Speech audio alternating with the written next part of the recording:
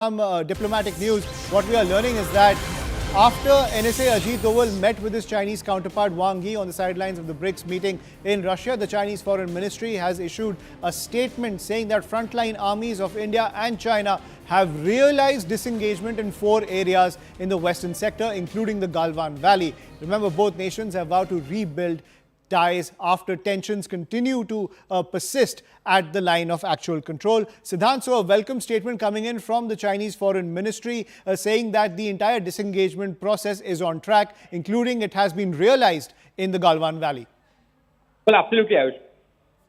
It's a very significant statement, but we are still trying to get a version of Ministry of External Affairs on the areas that have been mentioned by the Chinese spokesperson of the Foreign Ministry. Also, remember, Ayushman, at the Corps Commander level and also at the diplomatic level through WMCC, there have been a lot of efforts given by both sides to come on one table and perhaps to push talks for disengagement.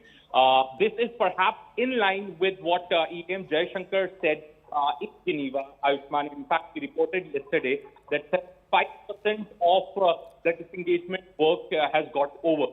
So, it looks like that this statement is in line with what Mr. Jaishankar has said. But despite that, we are still awaiting the response or perhaps an statement by Ministry of External Affairs as far as the areas that have been mentioned by the Chinese side. Also, remember one thing, Ayushman, that EM Jaishankar met Wang Yi twice in 1 month. In fact, NSA Doval was in Russia, Petersburg.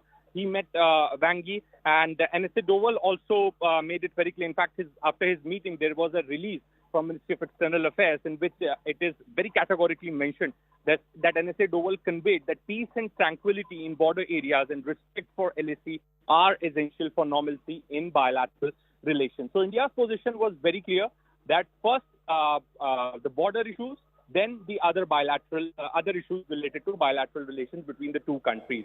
And perhaps on the same line only, the development has been. Right. Thank you, Siddhant, for joining us on the broadcast with that big piece of breaking news.